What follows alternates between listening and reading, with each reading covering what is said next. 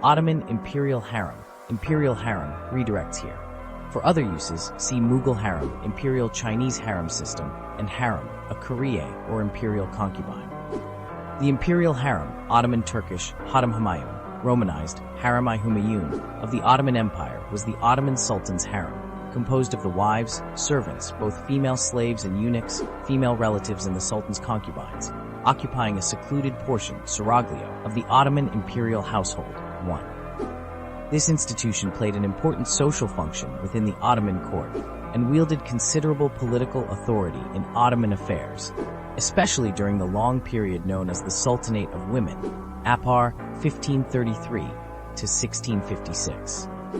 Historians claim that the Sultan was frequently lobbied by harem members of different ethnic or religious backgrounds to influence the geography of the Ottoman wars of conquest. The utmost authority in the imperial harem, the valide sultan, ruled over the other women in the household. The consorts of the sultan were normally of slave origin, including the valide sultan. The Kizlar Aga, Kızlarası, also known as the chief black eunuch, because of the Nilotic origin of most agas, was the head of eunuchs responsible for guarding the imperial harem.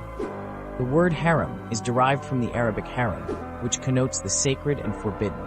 The term further emphasizes that only women household members and some related male family members were able to enter these areas. The harem as a social and political institution. As the Sultan became increasingly sedentary in the palace, his family members, previously dispersed between provincial capitals, were eventually relieved of their public duties and gathered in the imperial capital. The official move of members of the Ottoman dynasty to the harem at Topkapi Palace in the 16th century gradually transformed the imperial harem into a well-organized, hierarchical, and institutionalized social and political structure, with rigid protocols and training. At the end of the 16th century, except for the Sultan himself, no member of the royal family, male or female, left the capital. Both children and mothers were permanent occupants of the inner world of the palace. The harem was the ultimate symbol of the Sultan's power. His ownership of women, mostly slaves, was a sign of wealth, power, and sexual prowess.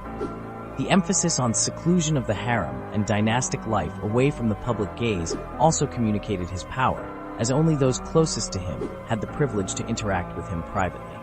The only person in the harem with ritual and retinue appropriate to her status was the valid sultan.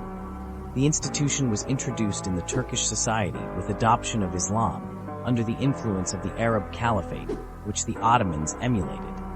To ensure the obedience of the women, many were bought and kept in slavery. However, not all members of the harem were slaves. The main wives, especially those taken into marriage to consolidate personal dynastic alliances, were free women. This was the exception, not the rule. Harem quarters. The imperial harem occupied a large section of the private apartments of the Sultan at Topkapi Palace has more than 400 rooms. The harem had been moved to Topkapi in the early 1530s. After 1853, an equally lavish harem quarter was occupied at the new imperial palace at Dolmabahce. The structure of the imperial palace was meant to communicate both the identity of the sovereign's residence as the central arena of the empire and obtaining access to that arena